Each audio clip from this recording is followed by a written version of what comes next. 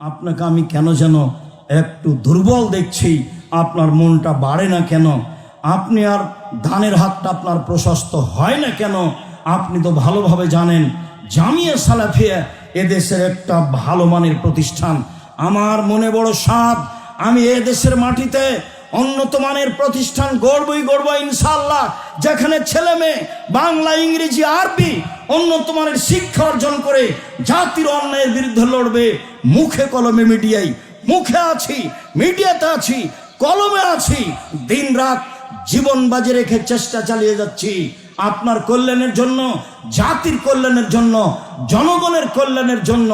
অতএব দেশের এই সর্ববৃহৎ প্রতিষ্ঠান, দল মুক্ত প্রতিষ্ঠান, সংগঠন মুক্ত প্রতিষ্ঠান, হিংসা মুক্ত প্রতিষ্ঠান, শিরক মুক্ত প্রতিষ্ঠান, বিদাত মুক্ত প্রতিষ্ঠান, সর্বোচ্চ প্রতিষ্ঠান আয়াতনে, শিক্ষক সংখ্যায়, ছাত্র সংখ্যায়, এতিম সংখ্যায় এই প্রতিষ্ঠানকে জীবন বাজি রেখে আল্লাহকে সন্তুষ্ট করার জন্য জান্নাতের আশায় দানের হাত প্রশস্ত করবেন।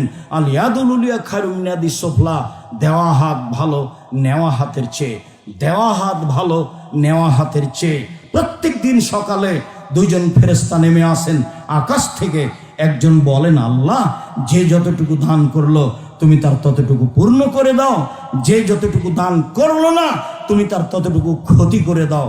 ছেলেটা যখন সামনে যাবে তখন আপনি 10 টাকা দিলেন না, এই পার হয়ে যাবে, এটা আমি পছন্দ করিনি। আপনি জামিয়া সালাফিয়া আসবেন, কিছু টাকা সাথে নিয়ে আসবেন, এটা আপনার উচিত, এটা আপনার কর্তব্য। আমি মনে করি জনগণের পয়সা দিয়ে প্রতিষ্ঠান চলে, বৈদেশিক পয়সা দিয়ে চলে না, সরকারের অনুদানে চলে না, কোনো সংস্থা দিয়ে চলে না। আমার আপনার সাধারণ মানুষের, জনগণের পয়সা দিয়ে চলে।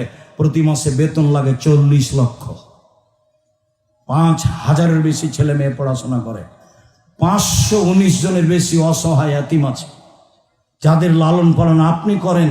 16,000 পত্রিকা বের হয়, প্রেস আছে, বই পুস্তক আছে, সব কিছু আপনার পয়সা দিয়ে চলে। আপনি কেন এই শিরক মুক্ত প্রতিষ্ঠানে, বিদআত মুক্ত প্রতিষ্ঠানে জান্নাত পাওয়ার আশায় দান করবেন না? আপনার মনটা বড় হয় না কেন?